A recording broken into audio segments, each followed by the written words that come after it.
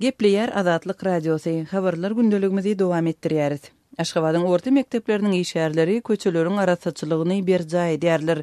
Şun gün bu ýagdaýyň Gudusanda Aşgabatyň Mir mikroraýonlarynyň 10-a golay mektebinde şolsanda 37-nji, 48-nji, 51-nji, 52-nji, 55-nji we 60-njy mekteplerine degişlidigini Azatlyk Radiosynyň Türkmenistandaky çeşmeleri habar berýärler. Olar ir saat 8-de işe çykýarlar we öýlen 2-çenli işleýärler. Jemi 6 saat. Ekleti muallimler we texniki işgärler. Olar köçeleri we mektepleriň howlularyny süpürýärler we baglarda agaçlaryň düýbüni ýumşadýarlar.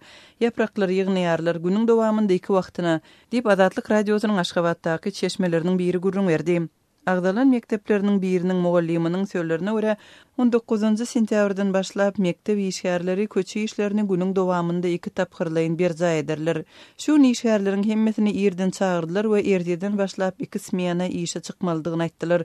Birinji topar ir saat 8-den baryp saat 2-e çenli işlemeli. Ikinji smenada okudýanlarym saat 2-niň ýaryna baryp agşam saat 18-e çenli işlemeli edildi. Bugün olary böljekler diýip Aşgabatyň orta mektebiniň muallimi Azatlyk Radiosynyň Aşgabatdaky habarçysyna gurrun berdi. Onun sözlerine göre bu ýagdaý okuw başlanýança 28-nji sentýabra çenli dowam eder. Ýadyrky wagtda Aşgabatda geçirilýän ýapyk binalarda we töwersüngaty boýunça 5-nji Aziýa oýunlary sebäpli paýtagtyň mekteplerinde okuwyň arasy kedildi we binowat kanikullar eglan edildi. Resmi tapşyryga görä bu diýinjalyş döwründe her mektepden ýüzlerçe çağanyň guramaçylykly diýinjalysha uğradylmagy boýunça ýürite çärelerin geçirilenligini we her çağanyň Aşgabatyň etegindäki diýinjalyş merkezlerinde öýden atalarynyň hatawyna diýinjalmak üçin 400 manat möçberinde puluň toplananlygyny Azatlyk Radiosynyň yerli çeşmeleri gurrun berdi.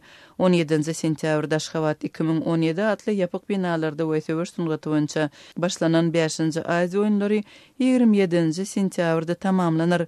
Azatlyk Radiosynyň Aşgabatyň häkimiýetine ýakyn çeşmesi şu günler halkara sport çäresini geçirýän Türkmenistanyň paýtagtynyň köçelerini arasalamak işine döwlet işgärleriniň köpçülikliginiň çekilmeginiň pul ýetmezçiligi bilen baglydygyny bellidi.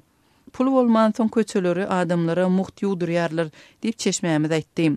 Şol wagtda ýapyk binalarda we töwersüngaty boýunça 5-nji Aziýa oýunlary üçin ýörüýte gurulan bahasy 5 milliard Amerikan dollaryna barabar Olimpiya stadionunyň daş töwereginde köçelere gije gündi serenjam berýän kommunal hojalyklaryň işgärleriniň esasan ýaş aýal gyzlar bolup olaryň şu günler ýaşyl, gök we sarymtyl renkli ýörüýte dikilen giyimlerde işleýänligini Azatlyk Radiosynyň Aşgabatdaky söhbetdeşleri gurrun berdiler.